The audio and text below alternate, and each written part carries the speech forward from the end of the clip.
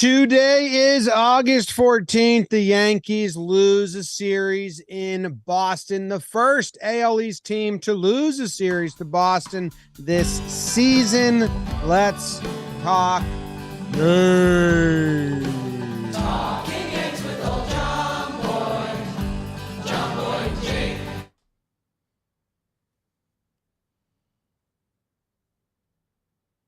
Is that my internet or you cut it out? That was with intent, kid.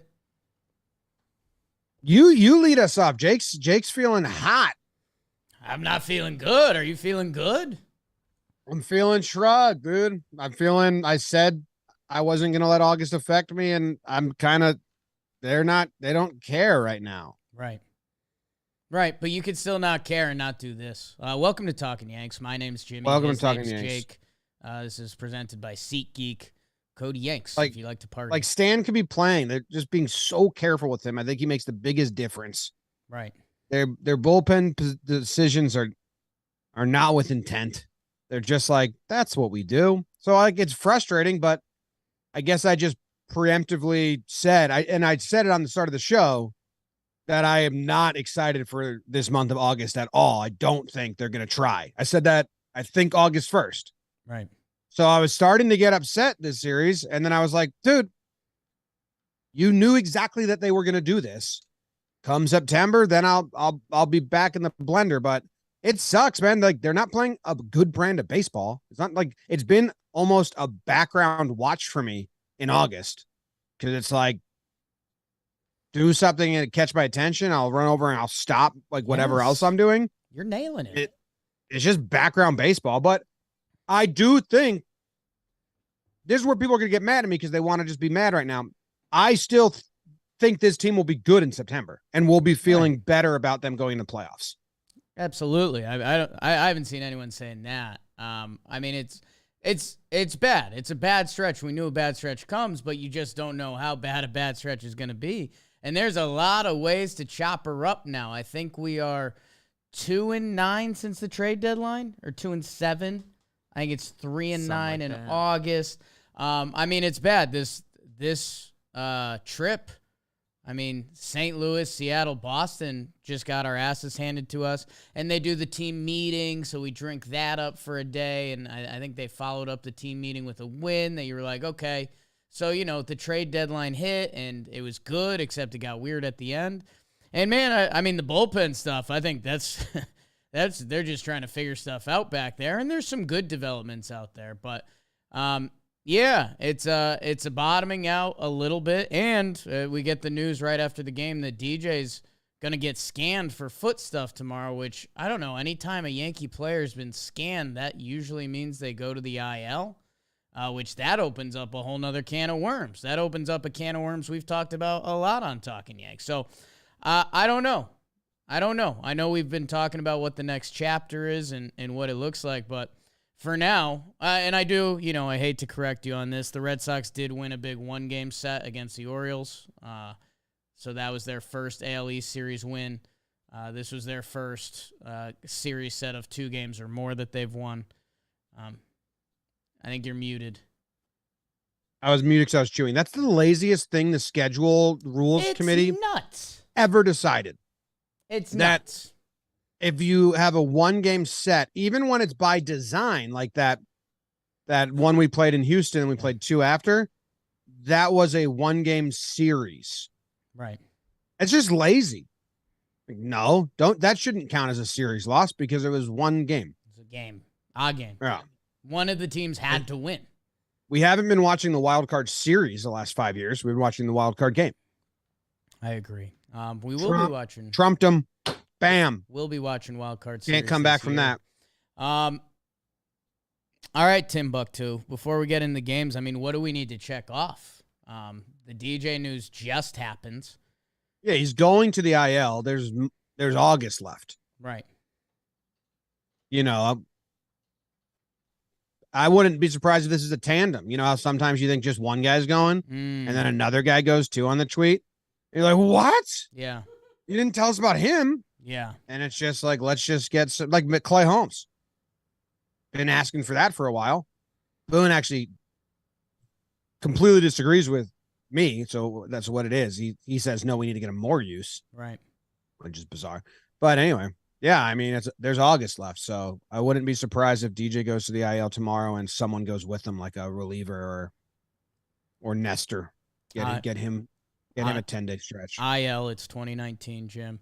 Yeah, I mentally have DJ out. We'll see if we get the double. I mean, that's a nice little premonition. Pre-game shows picking up more people.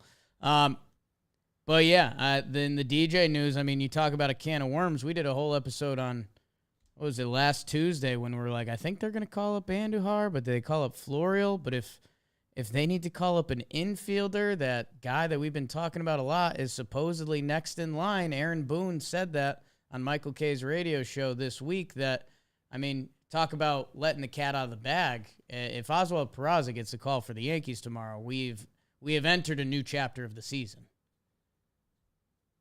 Looking at the infielders right now, and it's Oswald Peraza or Oswald Cabrera. Imagine they call Cabrera up first because they don't want to rush Peraza. Or, hey, I know Tyler Wade's hanging around. Unless there's They'd have to put him on the 40-man. Right. Yeah, they could burn some 40-man guy like Ronald Guzman has MLB time and is in AAA. I don't think it would be him, but there's just someone of that ilk. They'd do that. So expect that on the horizon. Stanton is rehabbing later this week. I think I saw it. Yeah, well, this week. So they said if Sunday's the start of the week. They said if his baseball activities go well by the end of this week, he should be playing rehab games. Yes, yeah. They said the word this week, and I was like, this week, and I forgot, Sunday's the start of the week. Sunday's a week starter. Which just isn't. Another thing schedule makers got wrong. Yeah, that It's one's just tricky not. for me. Like, we're ending the week. Tomorrow I will start the next week. I kind of feel like my week's starting right now with Talking Yanks every Sunday. So Yeah, but that's us. We do. That's right. us. Well, that's who But we the are. flip side is it's the end of the series. Our weekend does start whenever, especially these nights when it's a late night record. Right. It does end or whatever. All right. So yeah, the DJ news is very interesting if he goes on the IL. I believe that he will. And they just going to say we're being as precautious as we can right now because that's what they said about Rizzo, and they're saying that about Stanton. So I think Stanton's a huge missing piece, even when he's not forming. He's just more mental anguish for pitchers to deal with, think about, in the stretch right now. So No, lengthens the lineup. You know, I know we're going to talk about it in a little bit, and we were excited that hopefully Josh Donaldson was getting sparked, but, you know, his numbers on the year have him, he's hitting third tonight in a game you get shut out in, and, like, he hasn't deserved that. Like, we often talk about that. You know, the Yankees, obviously they're the Yankees, and they have these veterans that are well played, and they've been through a lot, and, you know, it's not necessarily an earn your keep crew. It's a act professional and be the Yankees. But they could use a little bit more of that dog and fight for playing time. And, you know, Tilo jumping against the wall to make a catch. Like, who was I watching? Oh, I was watching Pete Alonso today. Round the bases. He was running harder than, like, any Yankee I've seen this year. And, man, if we're doing some New York sports talk radio stuff, I mean, Pete Alonso coming home, it was like the third inning. And he's just trying to score on a single. And he's bombing it, like full tilt, big fella, face first slide home. And the Yankees just, they don't have any of that right now. So, yeah, I mean, maybe it's September, maybe it's not. I don't know. But it's right now it's ugly. they don't have anything right now. Yeah. There's like nothing. Actually, the starting pitching has sneakily had like a turn through the rotation where guys have done their job, but it's gone empty because the offense has been barren. How do I phrase this? I don't know what this is, but Okay. when Matt Carpenter was around, Yeah. he would stand in the box with his mustache. Yeah. And he would be barefoot before the games. And it was almost like a little moment in the game. You'd be like, Carpenter's up. He's having a crazy season. I'm going to watch this one. Yeah. And it'd be like a little like, not saying it was the headliner, but it was a little funk, you know, like a little like, yeah, that's the storyline of this season. Right now, we got like what gets you up? It was Efros getting a save, and that was like scary but interesting. It's Judge home run race. Yeah. But that's the headliner. Right. You're looking for like there's no cute little storyline of like a fight for playing time, like you're saying, or this guy's on a heater, or they've been doing that silly handshake, or like it's just a blase. Blase? I think it's something like that. Blase. No, I mean like you're saying, the second storyline that we'd love is like Donaldson has finally gone nuts, or Andujar, wow, he's getting the shot and he looks good. Or I mean, honestly, the sneaky best second story was Higgy's having like a sneaky good month and a half, and everyone's like, all right, didn't even realize, but cool, Higgy. We're like kind of almost there with DJ, but he kind of cooled off right when Carpenter went out. He was 1 for 19 before tonight, going out with the injury. He's got foot stuff like me. The Montas start, that was kind of important, but it's like it's important. It was good. I just enjoy that he has a splitter. Yeah, I really like that pitch. I was happy for you. Yeah. They were like waxing poetic about splitters. Now they're not. They're so rare. I know Ohtani has one, but we had Tanaka's for a long time. And splitters are cool. Roger Clemens taught me how to throw a better one on the KayRod cast tonight. How much of that did you watch? So I watched the Jeter part because I want to see Jeets. Did they make a comment about their pants? I don't want to be rude. I flip over initially. It's Paul Simon, an absolute legend, a legend of the game. Jess literally couldn't watch it without laughing. She was like, "What do they think they're doing here?" Okay, so I did see that part. I caught the end of the Joe DiMaggio song. A-Rod was just like texting. He was filming it like from right next to him. It was just like, okay, here we are. So then Jeter comes out, and man, honestly, electric factory. I mean, where Jeter and A-Rod are at with their personalities is so funny, and there's some rooted shit there that's obviously never going to come out, but my God, it's wild. And then A-Rod talking about how Kay talks about how pissed he was about the one voter that didn't vote for Jeter. And A-Rod goes, and what about the 80% that didn't vote for me, Michael? And you're like, oh, my God, Rod, you went there right now? Like, that's funny. It's so fun. It's so A-Rod funny. It's incredible. And then there was a couple other, like, Kay was stirring the pot pretty perfectly. I mean, he was, he's talking about some of the stuff that wouldn't fly nowadays that Red Sox fans used to talk about with A-Rod and Jeter. And, like, dude, the fact that they used to be young guys that, like on road trips, they'd stay at each other's places and stuff. Like, those two used to be thick as thieves at one point, and now, it's like an alien and a guy finding a new life. So I don't know. I watched the end. All I could focus on was A-Rod's mouth. Yeah. I was like standing close to my TV, and I was just looking at it, and I took my phone up for a split second. There's a lot of that. Yeah, he kind of grimaces, just like it was after every time like he did his talk, and then just went to, and then he was just like kind of like resting there in the middle. It looks like he regrets every sentence he says. The number there's a run of good tweets on Twitter about just the number of stories A-Rod had like about Jeter, and Jeter's like, I don't remember that. Yeah. But that's been since like watching them when they're on the Yankees. Right. That's been their personalities. Yeah. It used to always fascinate me that A-Rod is obsessed with baseball, remembers everything, details everything, goes home, watches baseball. And then the story was one time he spent the night at Jeter's, and he was like trying to put the games on. And Jeter was like, I don't have the MLB package. Like, I don't get the games. And A-Rod was like, what? Yeah. Jeter just didn't watch games or catalog anything. It was always on to the next. And A-Rod was like cataloging everything, and fascinated me that like completely different ways to go about playing baseball. They did that a little bit. They talked about that. They did that a little bit. But yeah, I mean, that was great. And then it was just, it's where it's a fun concept, but there's still some misses. Like, eighth inning, praying for a Yankees rally, and we're missing pitches to see Roger Clemens talk about the difference between his forkball and his splitter, and it's like. But that was the ESPN 2, right? Can't do that right now. The KayRod cast, yeah. Yeah. I don't think they're guaranteeing you every pitch on that channel. I don't think it's part of the package. They do it the Manning cast. They have the football game up.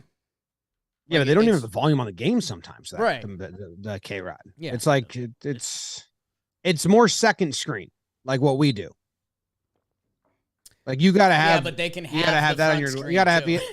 they can what? do the small They screen can have corner. the game screen. Like that's their biggest advantage. Yes, but I don't think they sell it like that because I've flipped over a bunch and like should. it's a tough way to follow a game. Yeah. It's the first time I. That's did why like I a can't full watch game. it. I today I had to put out like I just watch because you can't. It's really hard to follow the game. Just got to put it in the corner. Yeah. Today was the first time I like tried to watch a full thing of just that. Like I'd done the flip a bunch, but I was happy. I had a hard time following. If someone cut out all the conversations and put it out as a podcast, I'd fucking love it. Yeah. Do they not do that? TV show. They should do that. We'll tell them. Jeter. YouTube of like just the stories, no game. All right, you want to get into the first game? I think so. Let's do it. Let's get into the Burns, Jim, and we've got a new partner here. CSG. CSG, and you're saying, okay, a man of mystery here, huh? Cool super guy. Cool super guy. It's not that. It's certified sports guarantee. And these people, they are an expert and an impartial third party in authentication and grading services for sports cards. CSG certified sports card is backed by CSG's guarantee of authenticity and grade, which is the strongest in the industry. CSG consistently has the best turnaround times and pricing among the leading third-party sports card grading services. And the other thing with CSG, which maybe this will get you more into them, they've got yearly memberships, and you can get $15 off your yearly membership with promo code YANKS. That's promo code YANKS, gets you $15 off yearly memberships. It expires 9/30, so you got a little bit of time, but that's going to come up on you. So why don't you grade your sports cards with CSG? Get $15 off yearly memberships with promo code YANKS at csgcards.com. If you're in this world, the membership game, that's a little bit of a game changer. So go check that out with promo code YANKS at csgcards.com. $15 off your annual membership. Awesome. DJ says it's an issue with his right big toe. Had a cortisone shot at the break, and he will be in the lineup tomorrow. This is my right big toe, too. He expects to be in tomorrow's lineup. Okay, pal. So, I mean, that's great, but it's not a. Yeah. It holds no water. He has no idea what the X-ray is going to say. Correct. I'm from 0 to 5%. Yeah. Yeah. All right, let's go to game one. Woo. Domingo on a Friday. Herman and Nate Dogg Eovaldi would try to make it regulate in a 3-game set in the Commonwealth. Rizzo! RBI double to get the Yankees started in the first. It's 1-0 Yanks. Make it 2. Big Aaron Judge. He does it again. He's chasing ghost people. It's 2-0 Yankees. It would stay that way into the fourth. JD Martinez, he gets an RBI single, but that's all they'd get off Herman. 6 innings pitched, 1 earned run. We kick it to the pen. Efros does his thing. Chapman does his thing.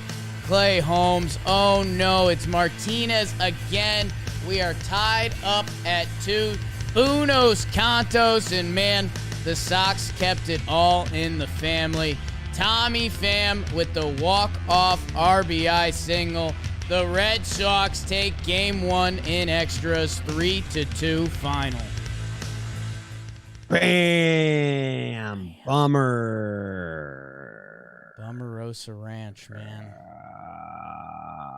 Blown save. Blown save.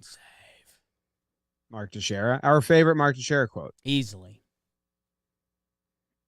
Yeah, and I don't know, Jake. I Yeah. don't know about this one. Obviously, they had the lead, and then when Chappie comes in, can't find the zone, you're like, okay, they're not going to have the lead. Then they run into an out. Then they throw Chapman back out there, and I'm like, oh my God, okay, so we're not doing like an urgency thing. You didn't look great. And he gets out of it. He looks great. I'm like, great. Clay comes in, first pitch. Wild as hell. I'm sorry. I don't want to be too rude here. No chance. I mean, I think that there's a lot of Yankee fans in the same page. That first pitch, shit. Well, he ends up getting Devers out, which, at that point, you get a little juiced up. You got the bad man out. But, yeah, it's a sign that the actual problem isn't solved. Yeah, then he walks the next two guys. So,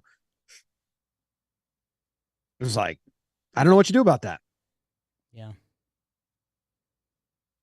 I don't know what you do there. And then Chappie looks good. That conversation got to us way quicker than I thought. I think that was an award or something I said last week that we will very soon be saying, should Chapman be the closer again? That's wild. I don't know. Anything else from this game? They don't hit? Or no, they out-hit him. No, they had 9 hits. They had the runner in scoring position, Jinx. 1 for 10 with runners in scoring position. There's been a lot of box scores that have looked like that lately. I know I haven't even gotten tonight's, but yeah, remember I used to do it with the Yankees when they were horrible last year. I said if you look at a box score and where they show you the doubles and home runs and RBI, to have a chance in a game, you need at least like 3 things down there. Tonight's game, nothing, and then the first game that we're talking about. Rizzo with the RBI double, Judge with a home run, and that's it. 1 for 10 with runners in scoring position. We had 3, we hit into 1 double play, right? Yeah. Donaldson gets thrown out on the bases, which that's, continuing the base running trend for the Yanks here. And that was a bad one, and Boone screamed, and I don't know if it was about the replay. I think it was about the fact that he got thrown out. I don't know if that's a hit and run, because then Glaber happens in game 2. I don't know what's going on. They're like really refusing to budge on the we're an aggressive base running team. It's like some of you should be, for sure. I don't know. That's odd. I like the Glaber one the next game is like, wait, guys, what? Yeah, I think it's, again, something you probably can't measure, but it ties into our whole opening about the show, about the team kind of being in a weird place. Like if you're, base running's kind of about focus. Like, like we've talked about it a lot. You don't have to be the speediest guy to necessarily be a good base runner. You kind of need to know the situation and be focused and know where defenders are and all that stuff. And I think with the intensity level down, things like that become a lot more careless, and you get yourself in bad situations. But yeah, you walk away from this one being like, damn, it feels like we should have had this game. And then, yeah, hey, a solid start by Herman. I don't think we're going to talk about him later. Wasn't it? It was Herman game 1. Yeah. Yeah, the Chapman thing you were saying, I think that's game 2. This game was Chapman. I'm blurring games 1 and game 2. Yeah. They're similar games, 3-2. My bad. Yeah. No, you're good. So this is the game Chapman just looked good. Yes. This was Chapman, 1 clean inning, 2 Ks. Wow, dude, looking at this box score, game 1 and game 2, very similar games. Yes. Like it's a lot of similar bullpen guys. Like, yes. Yeah. Wow. So this was when Trevino came in, and single. Do you care about that at all? Like, what was your read? Obviously you have the runner. Dude, it's Manfred. It's Manfred baseball. If you don't score in your inning, like I expect you to lose. Like it almost doesn't matter if it's a hit or not, because you can win it without getting a hit. So if you don't score in the top of the 10th, I'm expecting you to lose, because you cannot do baseball and lose. You cannot do, but yeah, it's true. All right, game 2. We do game 2.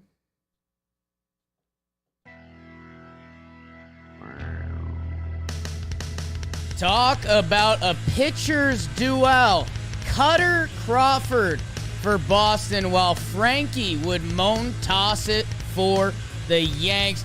Jaron Duran, bottom 4, your RBI hit by pitch. We're having fun. Reese McGuire tugs one for a sac fly. It is 2-0 Red Sox, but the Yankees made a memory. IKF HR, his first home run of the season into the monster seats. It's 2-2. It would stay that way into the 9th. IKF RBI bunt single. The Yankees shortstop puts on a display as he gets all of the run scoring for the Yankees. And by the way, Yankees bullpen, they go Litke, Trevino, Chapman, Effross, shut down the Sox in a big yell of relief on the mound for Scotty. Frankie the Yankee, 5 innings, 2 earned run. Okay. Yankees win 3-2 final. Yankees win. Some risque material in that burn. What? Nothing. I picked up on some risque shit. Lineup today, normal enough. I mean, Donaldson in the 4-hole, Glaber 5. I mean, with those guys not hitting, it's like, guys. Yeah. But the bottom of the order comes through. The IKF game, probably he gets talked about later in the show. The IKF game. This is the game where the Chapman gets bailed out by the bad base running. And Litke came in, had a good inning. We haven't seen him in for a while. And then, man, I don't know where he gets talked about, but I mean, Scotty Effross. Wow. Those are some real emotions, kid. Good for you. Wild that he is plunged into that situation. I mean, it is. It is. It is. But I mean, it also, you were on it early talking Yanks days. The volatility of bullpens these days, I mean, it comes and goes. And do you like how they used, so to break this game down, like there was no pinch hitting, pinch running, defensive replacement. The only decisions made were the bullpen. Right. Clay Holmes was out. I think they weren't going to use him again. That means Chappie was the closer this night, but he was the number 1 high leverage guy in the bullpen. Instead of saving him for the 9th inning, they brought him in to face Verdugo, Martinez, Hosmer, but Verdugo Martinez. He hits Verdugo. Right. He gets bailed out versus JD. But then it's JD, Hosmer, Arroyo comes back out. They used Trevino, the righty, to face, or what happened? No, he gave up a double. But did you like that? Like, this is new age pitching. This is what other teams are doing. The Yankees have never done this because we thought Aroldis Chapman would never allow them to do this. Now he had to get his job stolen and have a pretty big fallback to kind of have no say in the matter. But this is something that you've kind of been asking for a while that you didn't think Chapman would ever do. Yeah, it kind of took a bottoming out to get to this point. And I do think there's another cheeky side to it that I think they also know when they put Aroldis Chapman back out for an actual save opportunity, like a clean 9th inning, that the conversation actually starts. So I think it was both. Chapman's been pitching well. They found a good lane for them. And I think they're scared to actually give Aroldis Chapman a 9th inning again, because then that whole can of worms actually happens, and they're not ready to do that to Clay yet. But as we go into our next series, like if there's a guy who's not a correct Clay Holmes closing games, I mean, Effross is nice. I've got no problem, I guess, if the matchup's there. But, he's supposedly better against lefties. I'm assuming Chappie's still better against lefties. So, I don't know. I mean, one guy, I love Scotty Effross. I gave him an award about how much that changeup really changed the way I look at him and who he can be out of the bullpen. At end of the day, Aroldis Chapman has 315 saves. So if he's starting to dial it up, and I think the Yankees are scared to fully open up that can of worms. We also got, new pitch mix, Chappie. Yeah. The slider's out. What's it at, 11%? The last 2 games, out. Didn't throw it. He's throwing a 2-seamer now. Throwing a 2-seamer, 4-seam, and split. And he used the 2-seamer as the strikeout pitch against JD. I mean, we've seen pitches where was that a 2-seamer from Chapman? It's nah, probably. But this was definitely a 2-seam, a different fastball than his 4-seam. So he's making changes. He's trying things. I applaud that. And splitter looks good, but it's not a pitch you can really fully trust for a guy who has location issues already. He's never fully trusted it. That's why. Well, until now. It bumped it up to 30% in his last couple outings. It's been his main pitch. In that outing, he threw it 38% of the time. He opened JD up to start that inning. His main other pitch. Splitter, 2-seam. Pitches JD's probably never seen before from Chappie. So it's a different thing. It's cool. How you got to survive in the MLB. Adapt and survive. What if I just put the ball in between my fingers? Anything else? Let's see. I mean, obviously the IKF game, but the bunt was Hicks showed bunt the next batter, and I was like, yes, guys, you're doing the game. And then he didn't bunt the rest of the bat and struck out. I'm like, wait, why'd you show bunt? Remember when the Yankees used to love to bunt for a little bit? The bunting Yanks. Yeah, I mean, IKF game. Montas, does he get talked about later? Montas, no, unless I don't have much. I mean, he's still on a pitch count, so it was only 78 pitches, I think, again. I'd like that to go up. Yeah, 78 pitches. That's probably where they wanted him to land, and 5 innings, 2 earned. Hey, as we're figuring this out, again, it's for him, he probably has the biggest, he should be the biggest August mode. Hey, get settled in, kid, because, you're genuinely a hired gun for this season. So whatever you got. Next. And he's literally coming off injury. So this guy's got a little bit of a leash, but hey, this is trending the right way. Yeah, and you know what? I'll even to be in Fenway and to get his feet wet there. Right. We've seen guys come over and struggle as a Yankee pitching in Fenway. So nice. Yeah, was Tanaka the last guy, free agent or trade piece we got that was I'm fine at Fenway. I know he's had some blemishes, but earlier on, he was pretty good there. Hap, Cole. I don't think Sonny was good there. I know it's it's the most hitter friendly ballpark, but still. But no, I think that was a really good point that we could easily be sitting here being yeah, it's his first start as a Yankee in Fenway, and he's still coming back from injury, and it didn't look great, but let's see. And we don't have to do that. So good job, Montas. Really good job. The next game. Recap the next game of the series. Will they win it or will they lose it? It happened earlier today, Jake. Yeah. A couple minutes ago.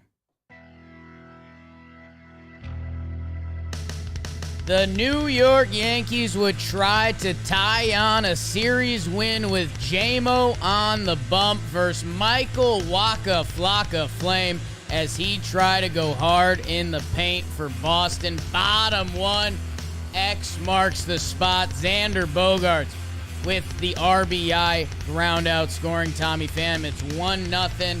And then here comes the bad man, Devers again. My goodness. Talk about getting your hands in. It's 3-0 Red Sox. And guess what? That was it, kids. Waka goes 7 innings, shutty, 2 hits, 1 walk, 9 Ks. Tyone, 7 innings pitched, 3 earned to Johnny Laza. Doesn't matter when you don't score. Yankees lose the series 2-3 and lose on Sunday Night Baseball. 3-0 final. The fastest Yankees Red Sox Sunday Night Baseball game in the history of Yankees Red Sox Sunday Night Baseball game. Unofficial, haven't checked it, but it's about 50% the normal time. Right. 2 hours and 15 minutes. Is that what you said? 2:15. I saw 2:15 and I saw 2:13. So I don't know if someone was rounding a number and it was 2:13 or where it landed, but yes. That's so short. It's crazy. Yanks got 2 hit. They were nice hits, though, Jake. Right where you want to hit it? Over the shortstop's head? Every hit's a nice hit.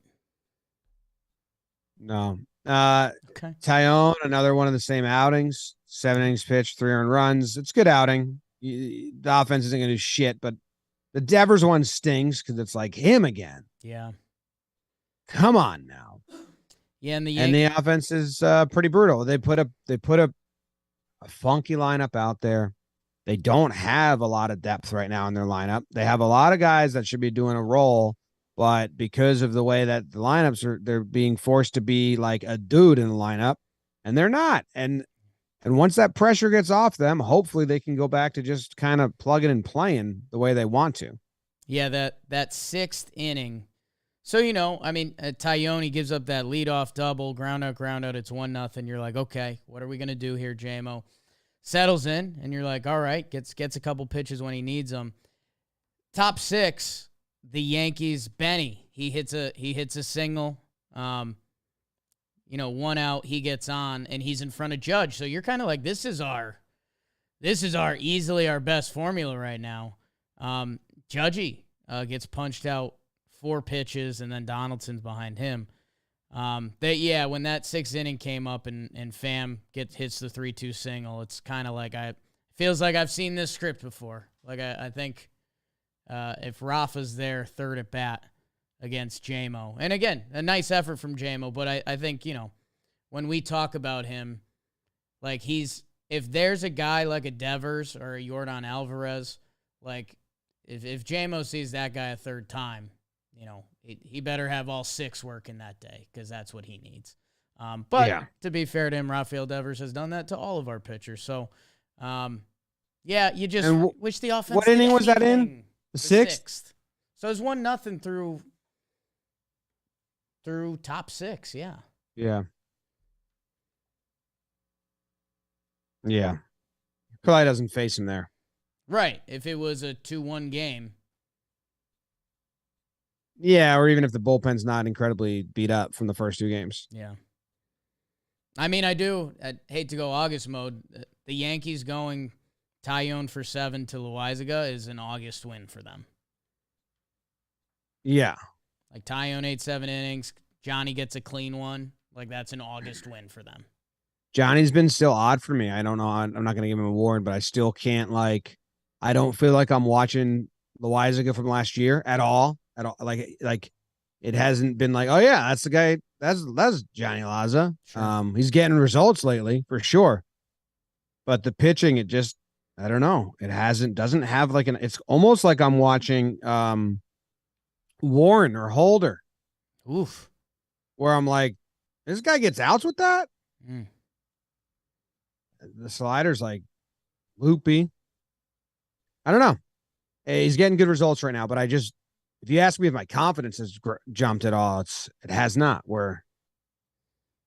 He hasn't given me a confidence builder yet. No, I don't think that's fair. But put together some clean sheets and let's see where we're at. Yeah. Let's do it. All right. Oh, I think Wait. I think we did miss one update at the top of the show. Did we talk about Steven Ridings? Not. Yeah, he's healthy. He's coming back. Hold on 1 second. 18 seconds ago, Marley Rivera tweeted that, and maybe this was out earlier. DJ said he had a cortisone shot over the All-Star break, felt great for a while. So this has been around for a while. Yes. That's different then. If he's been playing through this, why are they just getting... So they're just doing... This is a second set of MRIs, I would hope. If he had a cortisone shot already, that means they probably checked it out the first time. So they're seeing if anything changed. So Tracking if progress. it was anything big, they would have known about it from the first time they went up through this course, and we just didn't know about it. You'd like to think so? Yeah. Unless when he says I had a shot of the All-Star break, he means like at home. Yeah. And the Yanks didn't know about that. Yankees DJ LeMahieu is not overly concerned about the right toe issue. Perfect. Problem solved. All right. Maybe he's not going down then. I was very excited about what that meant for the roster call-ups and everything. But yes, to your point earlier, Steven Ridings, the 100-mile-per-hour throwing, 7 foot tall, Yeah. figment of our imagination. He's throwing bullpens again. Yep. But he tweeted out like, I'm throwing a bullpen again. But did he report to a team? He was at Cressy's facility. So I don't think he was like playing games. So yeah, so he's still non-factor. I mean, I don't think he ever was one, but did they even disclose what he's been dealing with? I know our guy Cuddy had a article that was just like, he's feeling good again. I think it was just like, my arm hurts. But not like I'm tired, like my arm hurts. Super weird. Congrats to Steven Ridings. See you soon, kid. Yeah. Anything else from tonight? That on Steven Ridings, I'm seeing a quote from Matt Blake about his injuries saying like it's kind of undefined. Sure. So Matt Blake said it's undefined. like the Yankees like specifically have not. So Jake's said right. what He it just is. let him know my arm hurts, and they were like, all right, rest up. Yeah. Let us know when you're good. If it ever feels good again, let's try it out. It was Who kind is of this? It was kind of undefined. I'm Steven Matt Blake Ridings. I said. pitched for you guys last year. It's me. What do you look like? I'm a giant, skinny redhead. I struck out 3 guys. I threw 100 miles per hour. Told you my arm hurts, and you guys have ghosted me for 12 months.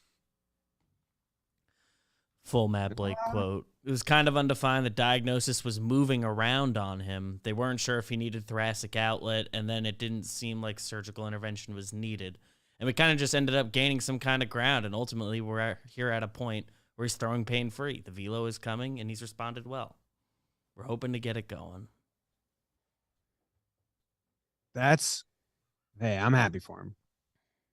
Matt Blake should have just shrugged and been like, I don't know, guys. I don't have that update for you. I'd love to update you, but he's not real. Actually, guys, I haven't been briefed on this one. We'll have to get back to it at a later date. Yeah. Because that's bizarre. Sounds like the Yankees never checked him out. I think he was just like, I think he would throw a baseball, and instead of being 100, it would be like 90, and they were like, okay. I think it's like just one long text thread, Steven Ridings texting the Yankees. And it's just like for 9 months, the only text is still hurts. Yeah. Hey, just threw today, still hurts. Ouch. Yeah. He at some point told them it hurts, and they forgot about it. Let us know. That's good for him. Awesome. All right. Well, it brings us to awards. First award that we give out here on Talkin' Yanks is Pride of the Yankees. Pride of the Yankees. Pride of the Yankees. Yeah. Jim, the Jake, Pride of the you- Yankees is brought to you by Manscaped. Jim? Ooh, wearing their boxers. Shave near your testicles. And they have those good boxers. BBD, I wear them too. They've started pushing their boxers. I think we've like convinced them. I think they were It's very much a winning product. I think they were like, yeah, we need to play this angle more. I think they have like I'm not wearing them right designs on now too. And if you're listening to this, you need to dive headfirst into smooth sack summer. By going to manscaped.com, and with code Yanks, you'll get 20% off and free shipping on their Performance Package 4.0. It's got the Lawnmower 4.0 trimmer. Bang! Weed whacker for your ear and your nose. Whoop, whoop. Crop Preserver Ball Deodorant and the Crop Reviver Toner. Oh, yeah. Their Lawnmower 4.0 trimmer features cutting-edge ceramic blade. Whoo! To reduce those grooming accidents with their skin-safe technology. There's even a light on there. If you like trimming your biscuits in the dark, this company has you covered because this is what they do. They are Manscaped, and with code Yanks, you'll get 20% off and free shipping at manscaped.com. Go check them out. Code Yanks, manscaped.com, 20% off and free shipping. Bang. Bang. Pride of the Yankees. Pride of the Yankees. Yeah. You get to go first, I believe. Wow. You are so beautiful to Jake. James. You get his pride. My pride of the Yankees. You know how I give out my prides. I look back in the series and I think about how a player made me feel. The Yankees won one game this series. And in that game, one man was responsible for all the run scoring. His name, Isaiah Kiner-Falefa, IKF. He goes over the monster for his first homer. We debated for a while whether it'd be a Crawford box or right field at the stadium. He chooses Fenway. He says, give me that big wall. He goes tater salad. And then later that game, to drop the sack bunt on him, to get the game winner, and he ends up being safe on the play. He had the best offensive series. He made the plays defensively, 4 for 10, 3 RBI. Hey, IKF, you won the Yankees game. The nice pick on the Trevino play in the 9th. It was the IKF game. And the homer it would have been a homer in 28 out of 30 ballparks. So it was over the monster, but it wasn't a cheapie. He plugged one. Easily the pride of the Yankees this series, offensively. The bunt's more important than the homer for me. I don't think that's a surprise, but the fact that like that's going to be something he will be called on to do down the stretch, and I hope it's more so the Yankees than him. Call on him to do it, start playing small ball, and like doing baseball moves. So that was more impactful than the homer, I guess. Yeah, it was odd. The crazy Seattle extra innings game, he had an at-bat where he was leading off the inning, runner on second, that it was like, hey, this feels like a bunt, and that it didn't get it down. I remember that one. Yeah, I know. But hey, this is pride of the Yankees. And the other thing that goes with being pride, I mean, look at the fellas. Happy to give him love after the homer. There's a mental side to this game that we probably don't talk about enough. Having that 0 in the scoreboard, you're right. IKF being able to get down a good bunt should matter more come October. But getting a 0 out of the column that pops up on the scoreboard every time, baseball players feel that. So congrats to IKF. And that was like a moment. That was like a thing. It was a whole big fucking deal, man. It was the most juiced up the Yankees have been in forever. Yeah. Every year they should have a guy not homer for 4 months just so they can feel the excitement when he finally does. The rush. He did it. Yeah. DJ goes to the IL. I'm interested to see what the moves are. Got a guy down there that's popped like 20. Nuts. Obviously, IKF, not obviously, but I know Cuddy wrote an article about it today, so you might have seen it. You might not have seen it. You might be hearing it first time. IKF's dad received a DM from some fucking, I don't know if it's a kid, but just a troll that was like a mock-up news story that IKF had been shot, which is as fucked up a thing you can send to someone. Not funny. And then IKF's dad got really mad, publicly called us out, which sucks. One, I've been in his shoes where you get a threatening DM like that, where you're like, this, I know you think you're just a troll, but like you can't fucking do that. And then you freak out. And I've had deleted tweets and reactions and all that. So like I fully understand where his dad was coming from. I just wish he didn't direct it at us. All I've said is I want our shortstop to perform better. I wanted Cashman to go get a big name or call up the rookie. So I don't really, not going to change anything I've said about IKF's play in the shortstop position, but I don't even want this to be a PSA. Like, don't send messages like that, because it was one fucking little dickhead that's not a fan of ours or listens to the show. He's just a kid that he sent it to him privately and then posted it publicly. Like, look how funny I am. And it's like, no, man, it gets real. Twitter sucks. It's the worst place because it shouldn't matter at all. But then when you're on the receiving end of something like that, it suddenly gets really scary and real. So I'd be just as mad as his dad was. The internet's the most real fake place in the world.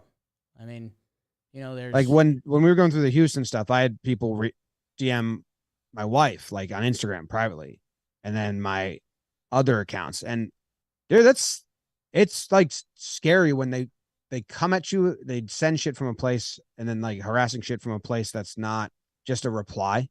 Yeah. So like we were texting, and I was like, it sucks he's pointing his anger towards us, but he has every right to lash out at whoever and whatever right now. Yeah, I hear it. I felt it. It sucks. So yeah, don't send death threats to anyone.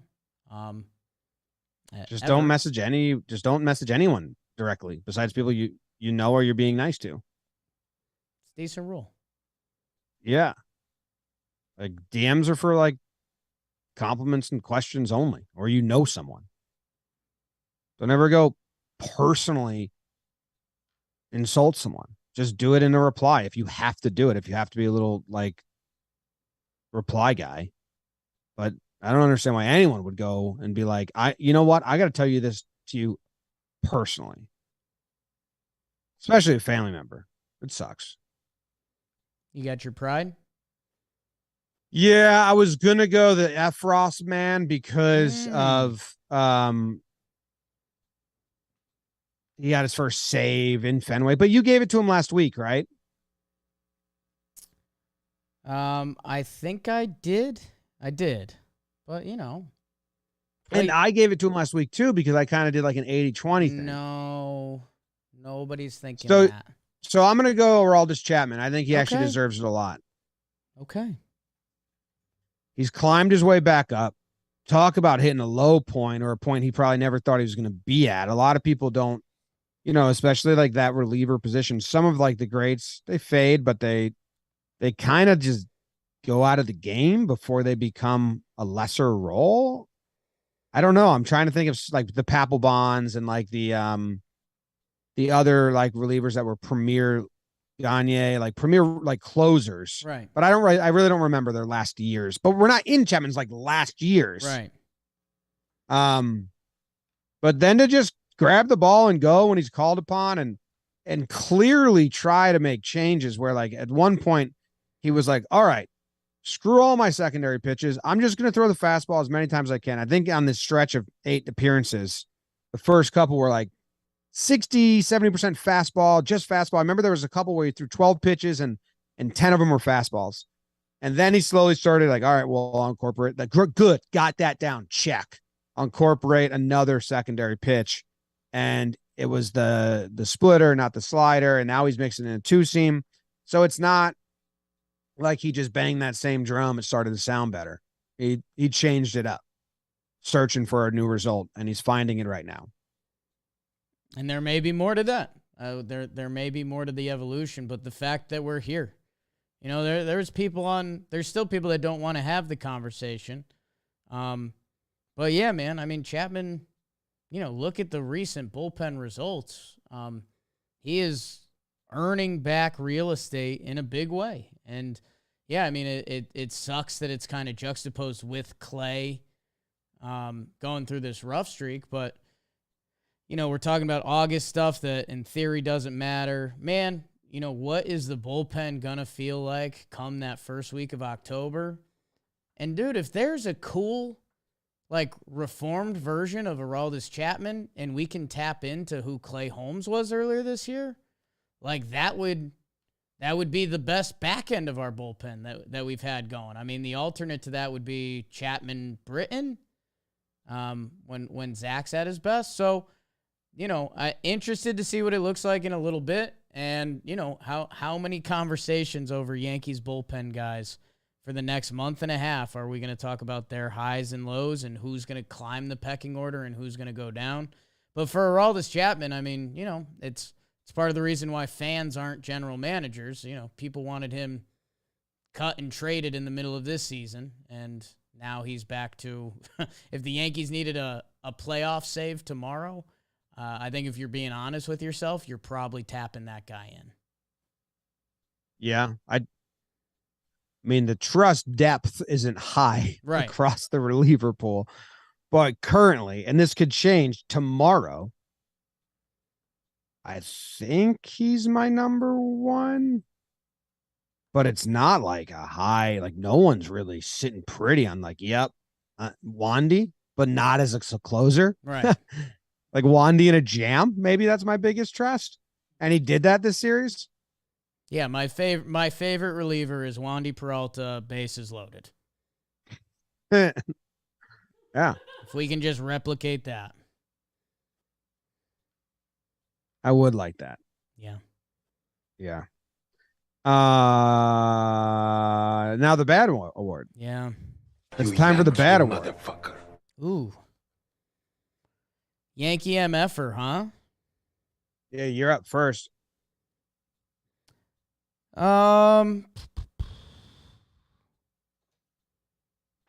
Let's see. My Yankee MFer. You know what, dude? I'll go off stats, and that's not necessarily how I like to live. Is Gleyber unfair? I mean, No, he's been in a bad stretch. 0 for 12. He's been in a bad stretch. Yeah. I mean, he's really the only hitless Yankee that had more than 3 at bats. I know offensively, there were struggles throughout the team, but yeah, I mean, hey, I'll just let the 0 for 12 talk for itself. That's not what we need. And hey, he's got a lot of competition this week. So sorry, Glay. He was mic'd up. He's mic'd up. Thank God he turned that double play, because we'd have a whole nother 10-minute segment we'd have to talk about. But that gets done. And I guess the other thing of note is just expect Gleyber Torres to be penciled in as the everyday second baseman for the next while. Because of DJ? Yeah, I mean, if his foot's acting up. Well, if DJ's playing, they're going to try to keep him out of the field, and he can DH or play third, too. So, I don't know. Well, yeah, but then where's that leave JD? Figuring it out. What does that matter? Anyway, yeah. It's funny that Gleyber had to get mic'd up, because they definitely asked Judge first. You're not going to, hey, who do we want to mic up on the Yankees? Judge. And he said no, not into it. And then the other outfielders, because usually the outfielders are Tilo and Benny. Benny would be kind of interesting, but maybe he was like, I would guess they asked Benny. Yankee I would guess too, but maybe he's new. I don't know, not feeling it. And it ends up being an infielder. I know Joe's was like, dude, what? He's doing stuff. 2 balls kind of came his way. Yeah.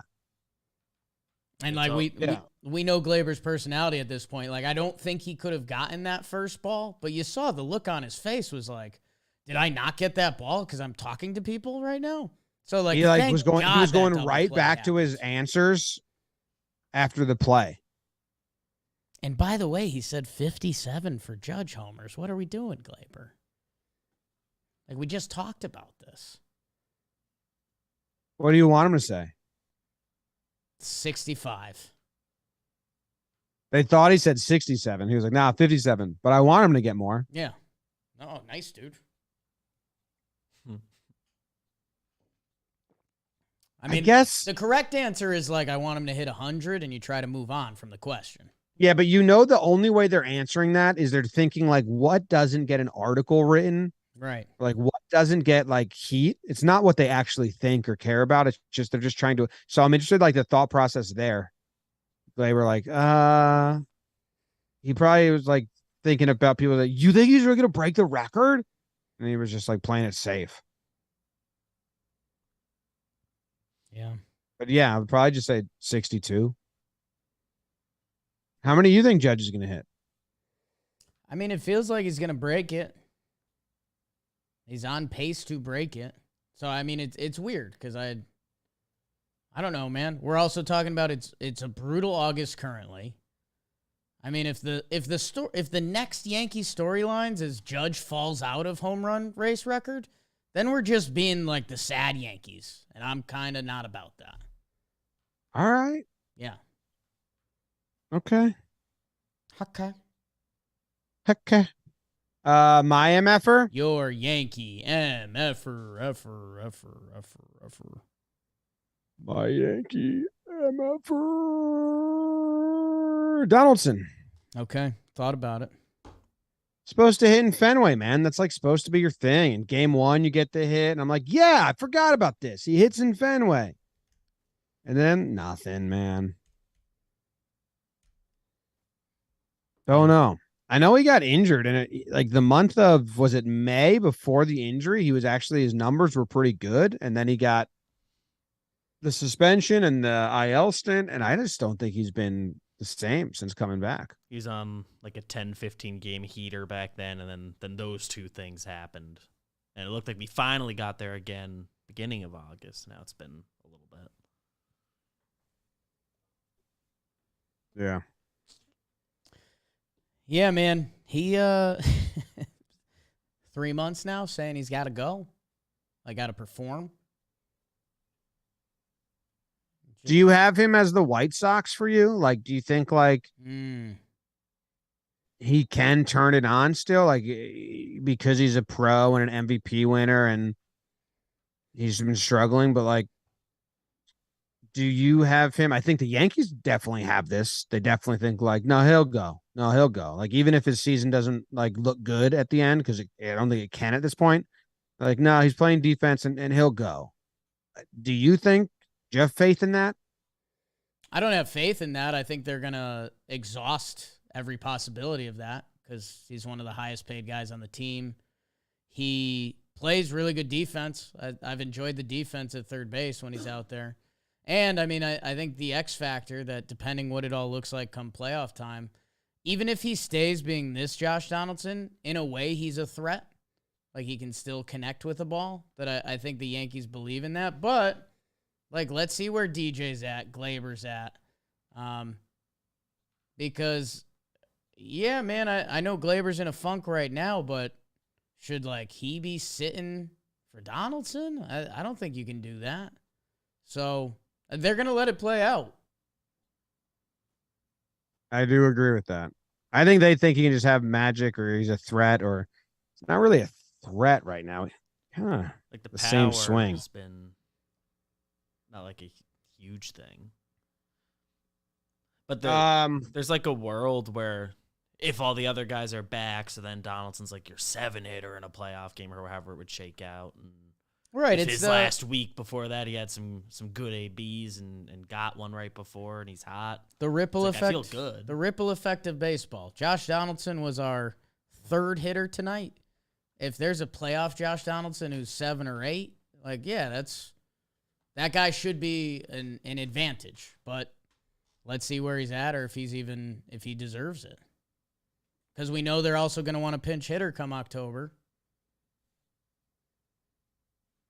Carp's coming back. Right, but he might be I will be back. Yeah. I mean, you will see me again. They're going to want a righty and a lefty option off the bench for their catchers and potentially Ickif. Carp's both. His lefty numbers were so funny. It's good. Yeah, he crushes lefties. Best hitter in baseball this year. Ooh. All right. Regular old awards are brought to you by Baseball Today. Yeah. Yanks are not fun in August right now. You want to catch up on the rest of the league? Trevor Plouffe and Chris Rose have you on the AMP app. They take live callers. So if you want to call in, tell Trev how handsome he is and tell Chris Rose how more handsome he is than Trev, you can do that. Download the AMP app. Use code BASEBALL today to tune in. They're live Monday through Friday at 11:30 a.m. Eastern. 1 hour long. They talk about the most biggest topics, and then they talk about whatever you guys ask them about. So it could be you. All right. Regular awards. What you got? What you know about me? What you know about me? Man, lip gloss is popping. Man, lip gloss is cool. Jim. I think my first award, I'm going to give the people some good news. Oh. I'm going to give the Ready for Takeoff award. Okay. Yep. He's ready to go. You want him to start hitting or pitching. You're giving it to all the starters. Jimmy, I fashioned myself an expert on this guy. I've read the books. I've taken the notes. I've seen the tape. Miguel Andujar. You're looking for a little bit of a storyline? I think Papa Dou's about to click. He has stumbled into a 3-game hitting streak. It's an impressive one. It's 1 hit each game. One of the reasons I like about Andujar is when he misses, he runs into some bloop singles, which we've seen. I think his feet are wet. He's back on the team. He's getting at bats. I think he's about to give us our Miguel Andujar hot stretch in this homestand. I think we're going to see some balls in the gap. I think we're going to see him hustling on the bases. I've constantly drunk his Kool-Aid at the dish. I think he's going to give us a little homestand heater coming up, so I'm excited for that.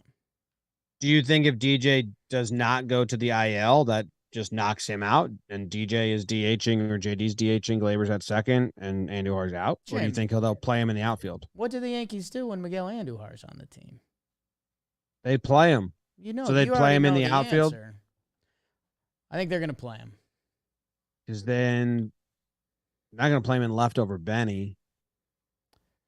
I mean, Locastro started tonight. I think they're in full August mode that they're going to get Andujar at bats. Yeah. All right. Good. Time to go, dude. Time to go. 3-game hitting streak, you said? It's a soft 3-game hitter, babe. But he takes a little time to get his feet wet. I've seen it before. Okay. My award is the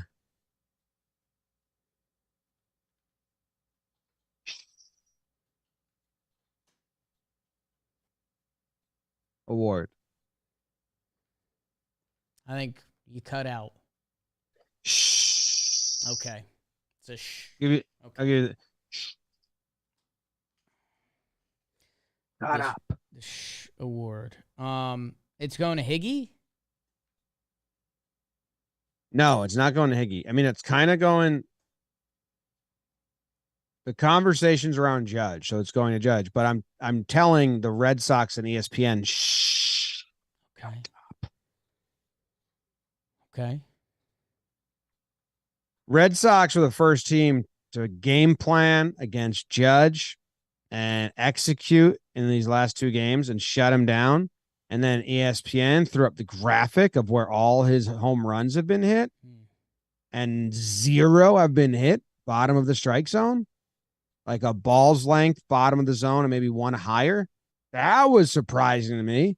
And also like, shit. Right. 'Cause, I mean, the Red Sox were the first team to game plan against Judge and execute in these last 2 games and shut him down. And then ESPN threw up the graphic of where all his home runs have been hit and 0 have been hit bottom of the strike zone, like a ball's length bottom of the zone and maybe 1 higher. That was surprising to me. And also like, shit. does this come into play? Did the Red Sox just give everyone else the scouting report? Because I watch a lot of Yankees game, talk about them all the time. I had never heard Judge hasn't hit a ball in the bottom of the zone for a home run, or Judge isn't hitting bottom of the zone, or teams are trying to just beat him there with every pitch. Because that's been one of the things with his new stance this year. He's so off the plate. You can't, like, I think Flash said it one time when he was talking about someone asked him, like, how would you call him? He was like, it's tough because the sliders inside are so inside because he stands so far away from the plate now and his arms are down, and then he's still got fastball coverage. So, like, I don't know. So, I don't know. They really made some pitches, but that graphic, did you see it? It was on the main broadcast. Yep. I was like, what? Yeah, I saw it. I'm not as too freaked out. I mean, that bottom away quadrant that used to be Judge's Achilles heel to a degree. I mean, if pitchers were really making a pitch on the outside corner, he would struggle with that, but so does almost every player in baseball history.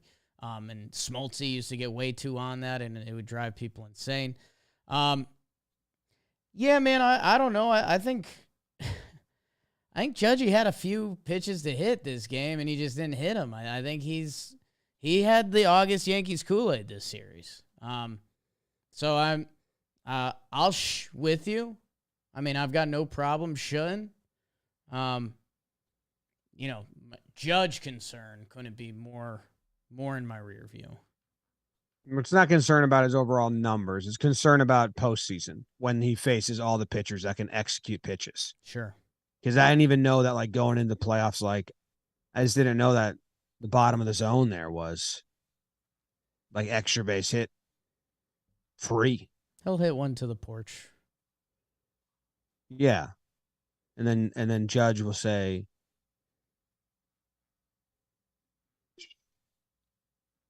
I shush you. I shush you back. Or something like that. Maybe more creative. Maybe he'll have some dreamt up a little better. Maybe not as creative, but just like more powerful. He doesn't have a hit on the inside part of the zone this year. Isn't that wild? A hit on the inside? Yeah. I thought the up and in has been one of his. Down and I'm talking at the bottom. Down and in. So he's got some hits on the, like you said, like that extended on the outside, like to extend and just cover there. No home runs. But the whole, it's a wild little graph. If you, I don't know, maybe I'll tweet it out from Talking Yanks or something. But yeah, the low and in, he doesn't have a hit on a ball there. It's actually like, fucking wild straight edge line. It's weird. I'll just do like I'll send it to you, BBD. You can put it on screen whenever we get to it. But yeah, I hope I wonder if we see more pitchers try to attack that zone. A little what to watch for. Yeah, it was. That was a Shhhhhhh Award. 5th time it's been given out, believe it or not. Not.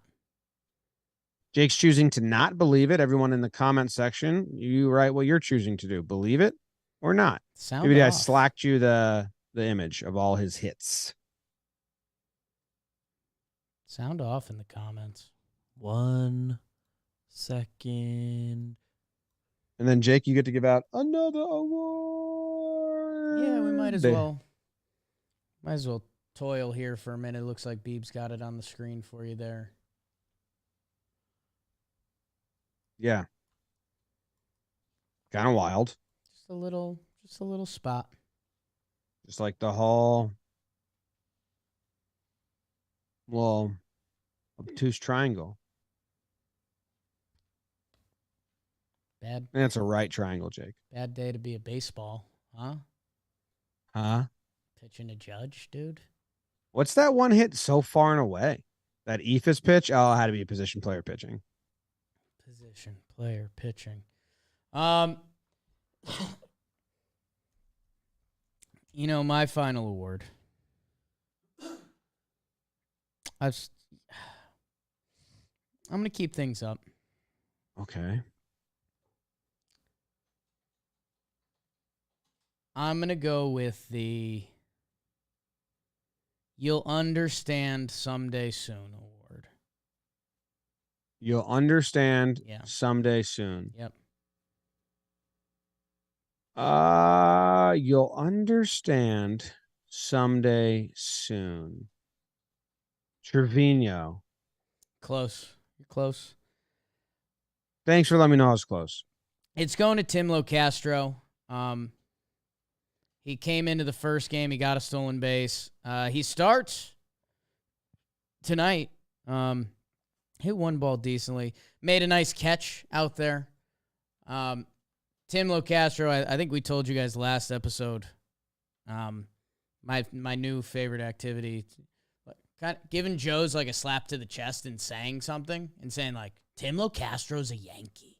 And some people have been confused by that because I've tweeted that a couple times now. And you just need to know, kind of like what we talked about, ripple effect of baseball. Right now, Donaldson should not be hitting 3. The ripple effect of the Yankees has been thrown out. Tim Locastro is not going to start a playoff game. He's got about 6 outfielders ahead of him. But I will tell you this. Tim Locastro will steal a base in October when we need it.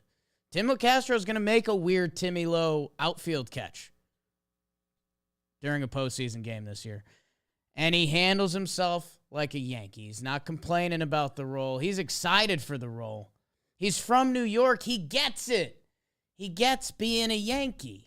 And it just shows. I'm telling you guys, if you're one of the kids that doesn't remember some of the 90s Yankees team and their bench pieces that were impactful, that's Tim Locastro. So, again, it's a bad road trip. Trying to put some of this August stink behind me. Timmy Lowe, the Yankee. Why don't they let him play? They can't. Doesn't make sense. Where'd you go, Marwin Gonzalez? Is that your final award? No. Okay. Just a question. Just an open, honest question.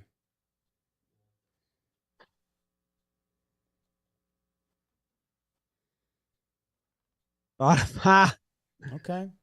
Thought about giving an award of like who wants it? Who wants and it? it was just up for grabs. Like it was undecided. Ooh. Like someone could get the award next series. Like who's gonna step up? Pick a guy. Who's your pick to click? Sometimes Joe's and Chris McFly talk about that. Benny. Yeah, that'd be nice. A nice little Benny stretch. How many games has he played at the stadium? Lifetime? No, this season. Just the one series, and then they went the Mariners series, and then was he there for all 3 of them? I'm blanking. He was there for the 3 Seattle games. And they played the Royals before that. He came over with he Royals came over with team. the Royals. Yeah. All right, well, Royals second played. homestand, got the road trip out of the way, had a couple hits, still not doing a lot at all. Decent series here, 3 for 11, nice catch. Nice he would catch. be my like fingers crossed pick to click, man, because it went out and got you. You can do defense, and you can be a lefty in the lineup that can hit for contact and everything. Like, let's stop striking out. And by the way, I think if you butter knife, his last 1, 2, 3, 4, 5, 6, 7, his last 7 games, they're nice Benny stats. Okay. Yeah, I've got that. Well, then I pick him. Okay, I like it. I don't Might know. mess The it up a bullpen's little. kind of all right, but except for the 9th inning. You're right. The bullpen's kind of all right. Just guys need to get sexier. Yeah. Like, right now, if you're telling me I've got a fully rested Lou Trevino or Efros or Wandy coming into an inning, I feel pretty good about that, which I don't think we could have said that a little bit ago. But none of them are like, all right, here comes a clean one. It's just like, these guys are all right.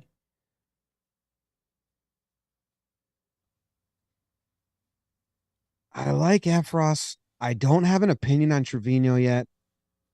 Like, I haven't figured out who he is as a guy on the mound. Sure. Like, Efros, he's going to throw up in his mouth every pitch. And then he's going to be, like, very celebratory and screaming. And I am all aboard.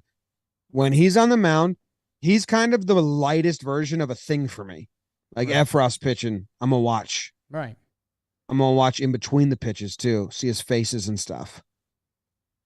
That was like a Carpenter at bat. Wandy, I love. Dude, BBD, when can Marinaccio come back up? Ooh, good question. And then what are they going to do? And Clark Schmidt's throwing like extended. Is he going to go? They're going to go to six starter at some point? Clark Schmidt could have gotten an award on this episode. Wasn't he 6 innings perfect? Yeah. 11 Ks? Marinaccio was optioned on August 6th.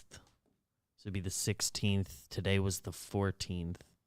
So in theory, Wednesday. Unless there's an IL. There'd have to be an IL. Otherwise, they'd have to just DFA Abreu, which, like, as soon as one of those guys is available, that should happen. And they should just say, our bad. Right. At least Clark, they had the fallback on while we're stretching him out. But also, yeah, I think they're going to sub Clark in. I don't know their schedule. I don't know the off days. 6-man season. Yeah, as soon as they have like a stretch, I think they're gonna, because they did stretch him out. There was like a purpose to that. It's a little different. I understand he's better than the people in the bullpen, but people are complaining about them like they're the same, but they're a little different because Clark got sent down with a purpose. Ron Marinaccio being sent down so they don't lose Abreu is literally same role for same role. One's better, one's worse. One you trust less, and you got rid of the guy that is better and you trust more to keep the guy that you trust less and is worse around. Like it's crazy. GMing and roster manipulation just to do roster manipulation. And neither of them are like young or like they're 26 and 27 respectively. Abreu and Ron, so there's not like any sort of like age thing there. Schmidt's not young either. Like, they got to start just giving these guys shots or trading them for value.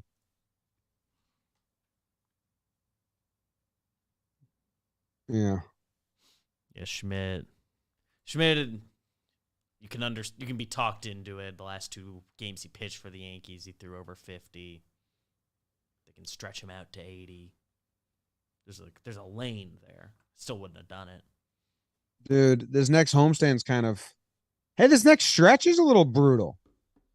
I mean, the West Coast trip after this homestand, you got Oakland and the Angels, but it's a West Coast trip. This homestand, 3 against Tampa, 4 against Toronto, 2 against the Mets. I guess that's where I'm this bad August could just be getting going a little bit. Yeah. The Yankees still have a crazy home record. I think it's 41-15 or something like that. And we know they think they're like an at-home light switch team. So you hope to see a better effort. But yeah, I mean, you're playing some real teams. Like, I think Toronto's been getting beat up. Tampa and Baltimore just played a good series. The Mets are so good. They're so good. It currently looks like, and I know we're getting a little ahead of ourselves, the Mets series, Scherzer and DeGrom are lined up for the Yanks. That won't happen. How's your day? That would suck. They should do that. I think it's been lined up for that a little bit. Like people were tweeting that like a week ago, and it was way too early. That's probably some bullshit that Buck had lined up, like as their like final announcement to the season. Or Scherzer and DeGrom like went into the office with Buck and like, we're pitching those 2 games. Yeah, that seems like a Scherzer thing. And he just grabbed DeGrom in there with him, and he was like, Buck was like, You want this too, Jacob? Buck pulled out a calendar that already had their names on those dates. Just like opened a drawer and then pulled up a like a kind of like a bang flag, but it came upwards. Oh, you mean this? Yeah. You're there. Damn. All right. That ends the episode. It's been phenomenal. Not really though. Yeah. Just coping with I'm just fingers crossed saying they're gonna come out of this. They're gonna come out of this. They're gonna come out of this. Stan gets back. Rizzo gets going. Marinaccio gets back. Figure out the bullpen a little bit. Is DJ okay? DJ's great. Oh man, go look at the quote tweets to my tweet about my diagnosed injuries. People are not. They think they're like getting me. Right. Like I was like not. It's like it was ever anything but silly. Yeah, like people who don't follow me are like thinking I'm like not being silly. Not a doctor, bro. Yeah. It's a good time. All right. Yeah. Well, listen, guys. Hope you have a great night or morning. Yeah. And we'll see you later. Go Yanks. Tell them Grams. Go Yankees.